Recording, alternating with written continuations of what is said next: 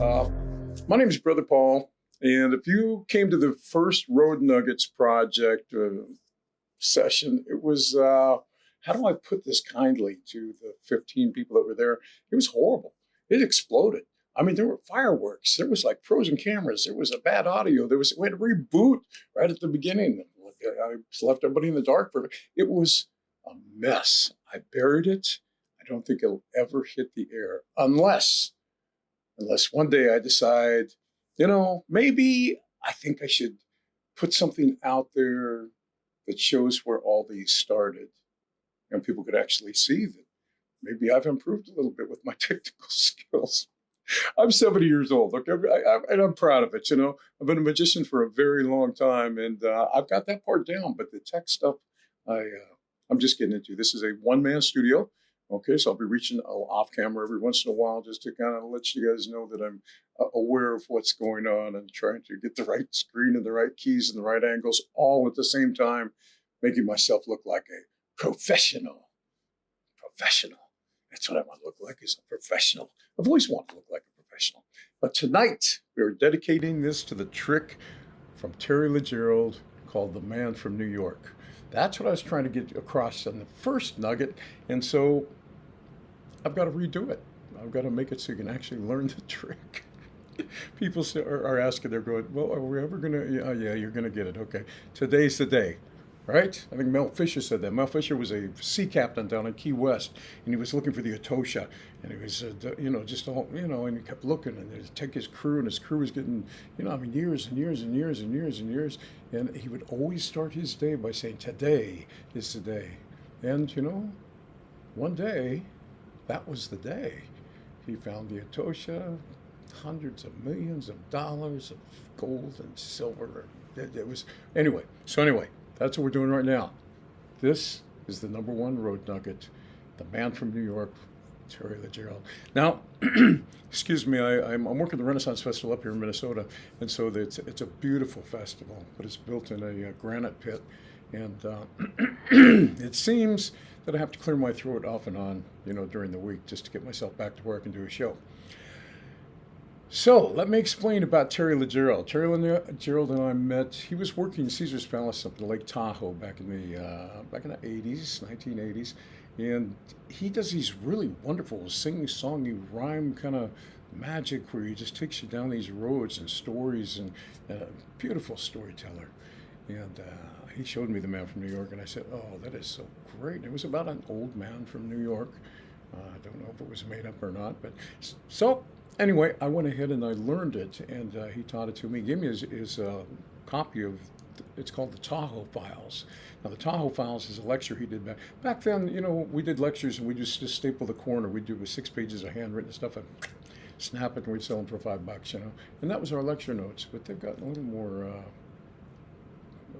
beautiful since then. Anyway, the information was all there. His were a bunch of loose leaf 8.5 by 11 pages, all typed out and mimeographed at that time. And then he would, then he put them into a manila folder. And then he shoved the whole thing into an envelope and rubber stamped on the outside the Tahoe Files, Terry LeGerald. And so if you can find a set of those, you're going to find some other wonderful things in there. But we're going to concentrate on The Man from New York because I fell in love with, back in the 70s, I fell in love with Triumph style magic, and where you mix the deck up, face down, ba-da-da, whoosh, it all comes back out again. And I was watching Lorraine and Di Vernon and all those guys just doing some incredible, beautiful Triumph, just beautiful moves, And so I studied that for about 9 months or so and realized that I don't do pretty stuff. I'm a street busker. So I like bang up, my cups are all dented up. It's one of those things, I make a lot of racket stuff. So I was working in San Francisco, and this is all part of the story. I was working in San Francisco, and there was like a little magic shop down at the wharf. It was at the Ripley's Believe It or Not Museum. There was a guy back there demoing stuff, and this is after I gave up on doing a Triumph style routine. And he had a couple come up, and I was standing there taking a break, watching the guy do his stuff, and he pulled out a deck of cards, had a card selected, I had them all laid out on the deck, Then he took that pack and he turned some face up and face down, put them together, spread them out all mixed up. He said, just put your card face down someplace, scoop them all up, and laid them back down. Boom. One card facing up, selected card. I was blown away. That's the way I wanted to do it, you know? And so after they left, I went over and said, what was that? He goes, well, it's a magic deck called Cheek to Cheek. Well, I had a feeling it was a magic deck because it was in a fox-like box and back and everything. And so, so I said, Cheek to Cheek. I said, hey, can you do that for me one more time? So he did it for me. Boom. Absolutely amazing. I bought like 3 decks and started using them on the street because it's easy. And then after, I used that for a long time. Every time I saw it in a magic shop, I would buy a few decks. And then came Terry Leggero. I met him in the 80s, and he taught me this thing, and I've been using that a lot. And that kind of progressed to the slop shuffle, you know, where you have cards selected, because that was pretty cool on the street because you can use a regular deck and you have you can mix the deck up. You have like 5 or 6 cards selected, and then you can mix those up, face down, and then you can and have put the cards back in different places, and you can shuffle them, and then you lay them down, all the cards face down except for the 4, 5, 6, 7 selected cards. Well, that's pretty cool too. But today is the day. We're going to talk about the man from New York. And I'm going to do a split screen. Let me see if I have that set up or not. I probably don't. So, okay, I wanted to put this key up just in case. I'm going to put it up again a little bit later on because you're going to write down any information so you can kind of do some research on it. That's how you spell Legerald. So I looked that up myself, so I know it's out there. So that's what we're going to do. And let's go ahead. Let me see. I want to add a camera to that. Let me go ahead and put this guy on. Yeah. Okay. All right. Good. So that way I can you can see my hands and I can talk to you at the same time and actually show you the trick. So let's start right at the beginning. So here's my story about how I started doing this. So I was working in the Magic Castle back in the, I think it was late 70s, and I was in the parlor, and there was another guy working in the palace. His name was Jim Carazini. Oh man, what a show! What a show! It was an amazing show. I mean, it was a drunk act. I kind of like that, you know. And he would come out on stage. It was just him, and he would just stand there, and he was kind of weaving a little bit, and he would like pretend to roll cigarettes, and they'd appear and disappear, and he'd eat them and belch smoke, and see a girl down in the front row, and his tie dries up, you know, as he stared at her, and he'd push it back down. It's the 70s, you know, so you can get away with that kind of stuff. And he was a great guy. Well, after one of the shows, I saw his show probably 3 times there, and then we were sitting at the bar. It was like late night, 2, 3 o'clock in the morning. Bartenders were cleaning things up. And we were having a great discussion, getting to know each other. And I was in my 20s, he was in his 50s. And he had a lot of information that it was just great stuff that he was sharing with me, and wonderful, wonderful stories. And so I said, well, you know, let me show you one of my favorite card tricks, you know. And I pulled my cards out, and he goes, you magicians just blow me away. I said, what? You magicians? I said, you're like the magician's magician. I mean, you're all over the world. I mean, you work for royalty and presidencies. You cruise ships. You travel all over the place. You were on the Ed Sullivan Show. My God, I mean, you're like the guy, you know. And he says, oh, that show. He says, that's all I do. I said, what do you mean? Because he said, that's all I do. People call, I pick up my bag, I go do the show. He says, if I don't do that show, he said, they don't pay me. So he said, I just do that show. He said, I don't know anything about magic, but that's my show. And I said, whoa. So I learned a lot right then, because with me being in my 20s and him being in his 50s, I'm like, well, you know, and I'm buying everything. I'm trying to fill up every drawer I've got, you know, with all the wonderful miracles that were happening in the 70s. It's still happening today. But that's the hobby side of magic. We all need to have the hobby side of magic, because that's the fun part. That's the part we fell in love with. That's what keeps us childlike. And that's what makes magic happen. You know, but when people call, now I pick up my bag. I go do my show, even though I've got all that other junk in my drawers of it. But that's okay. That's okay. So and then he reached over and he grabbed my cards and he says, well, let me show you a trick that I know. You know, and he started to shuffle.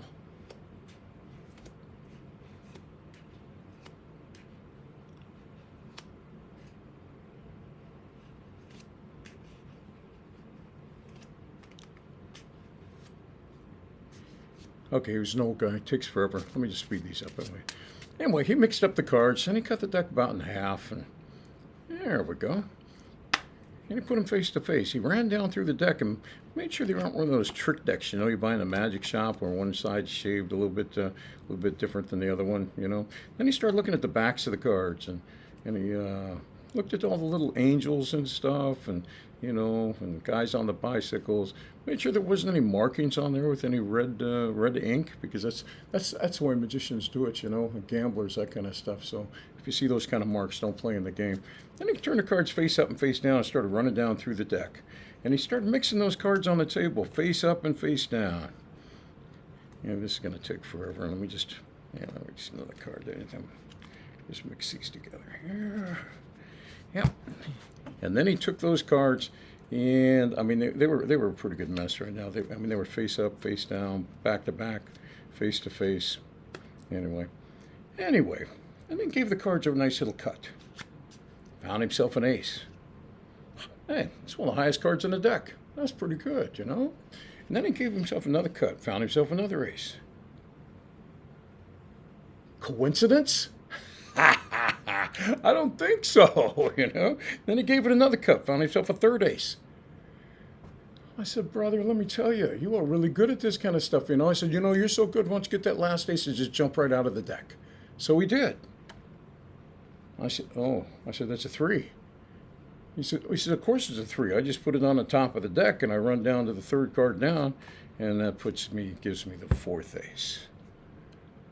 That was a heck of a trick. We shook hands, never saw each other again. It was an absolutely great week. Yeah, it gave me a good story, you know. So, but the cool thing is, to tell you the truth, I said, when I went to fix these cards and get all these all straightened back out again, I realized that he had left me a deck that was already straightened out.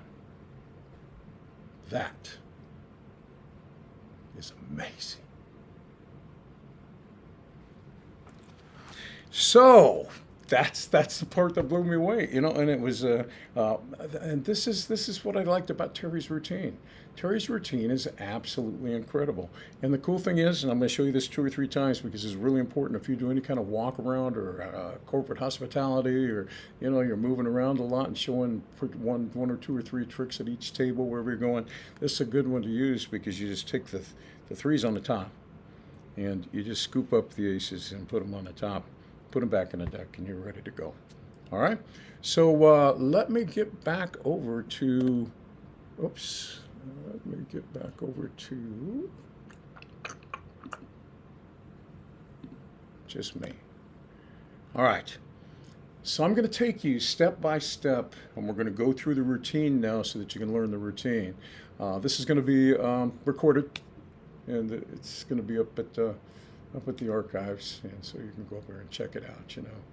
I was going to charge for those archives, but I'm passing my hat up there. You know, there'll be a link up there. You can drop money in the PayPal account. You go, oh, that's a good trick. I think I'll pay for that. It's up to you guys. All right. All right, so I'm going to go ahead and teach every move it takes to go ahead and put this routine together for yourself.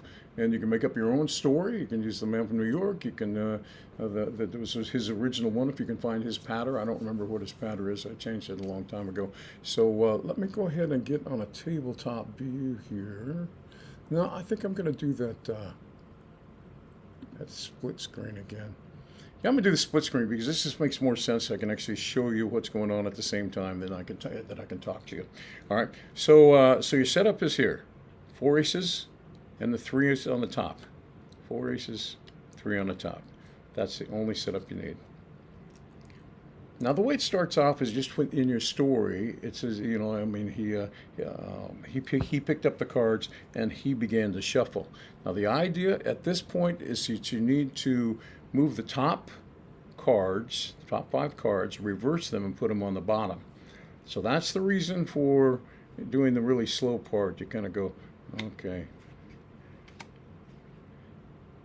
You know, kind of act like an old guy. It's pretty easy for me. So you've just reversed those 5 cards. Now you can start taking 1 or 2 or 3 cards off at a time. You know, kind of make it look like you're not really paying attention. You know, And because you're not, because the rest of these are all just face down cards. Doesn't make, and they're not in any order. So, and then I said, well, let me speed things up for you. We'll just actually mix them up a little bit. And then you want to cut the deck about in half. I always cut this, if you can see this, I always cut this top half just a little bit thinner, because later on you're going to be moving 5 cards from here up to here, and it makes them about the same when you do that little push through shuffle. So when you do kind of do a little swing cut here, just take about just a little bit less like that. So took the cards and turn them face up and face down. And that's all you're doing, you know. Basically at this point, let me see here, like this. So basically at this point, all these cards right here are face down. And these cards are face up. On the face down pack over here, you've got on the bottom, that's your setup right there. Okay.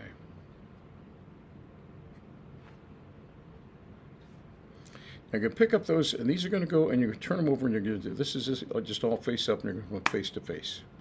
Then you're going to run through the cards and through when you're talking about that part in the pattern where you're going, you're checking the edges and make sure they were all, you know, weren't one of those trick decks and stuff like that. I'm making snapping sounds like this, which is important because it draws the attention right in here. At the same time, I am taking this half of the deck and I'm getting my 5 cards ready to put over here. So I've got those spread out. So you check out the edge of the deck, make sure they weren't one of those trick decks. Then I take 3 of the 5 and I put them over here and square them up a little bit so that they, right at this point, I'm starting their brain on a little journey to forget which is face up and which is face down, because they'll see what happens here in a second. So, and then I say, and then he points at those little angels. You know, he looks at those guys, make sure there's any of those little ink marks or anything on there, and any kind of markings at all, because you don't want to do that. You know, you don't want to play in a game like that. And then you just square them up. The front looks pretty good. The back, I've got a big old break in there. All right. So at that point, I grab the top stock and I slide it forward, grab it at the front, flip it over, and I'm holding that block together. And I pick that block again and pull it forward and take it into this hand in dealing position, because now I want both those hands to match. Right at this point, they have forgotten which side's face up and face down. But this looks face up, this looks face down. They believe it at that point, okay? They just believe it. So I've never been called on it. It's just a little move like that. You can run through this several times once you get it on the recording. All right, so then you start with this hand, face up cards.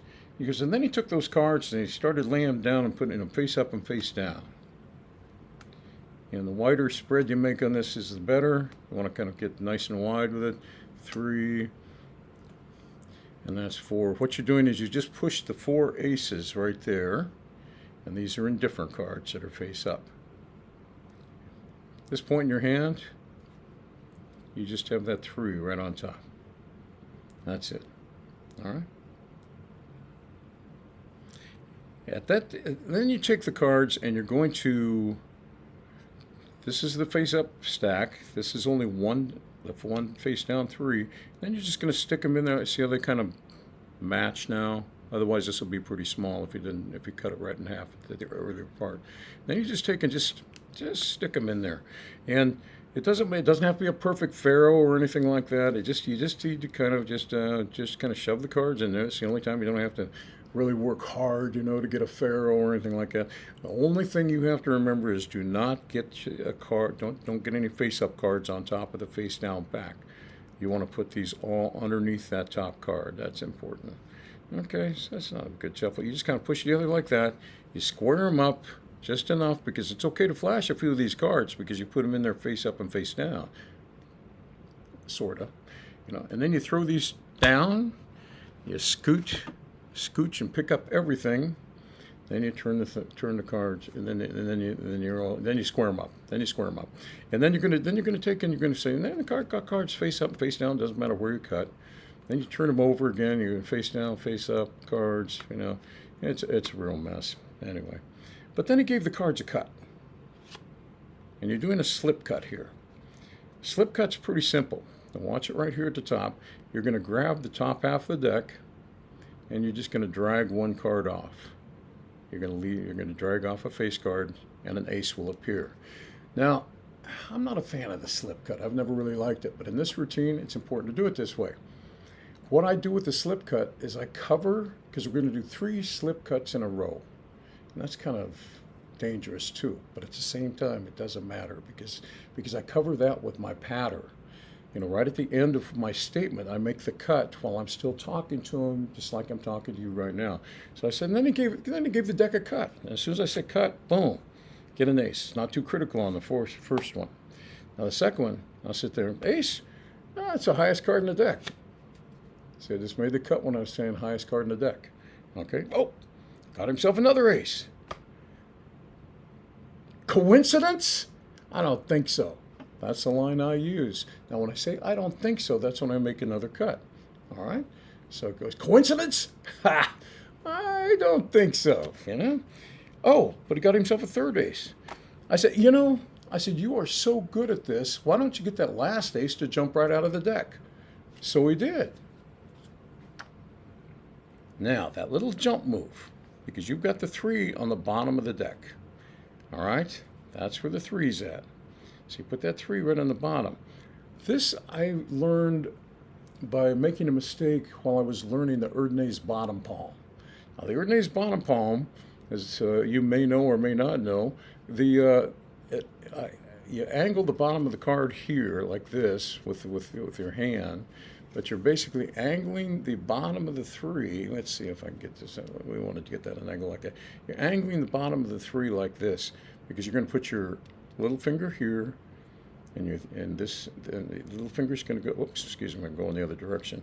There we go. Go like this. So you're going to put your little finger here, and you're going to hold a break at the end right there. So there's a break at my thumb. I'm holding a break, and on the little finger is holding that corner.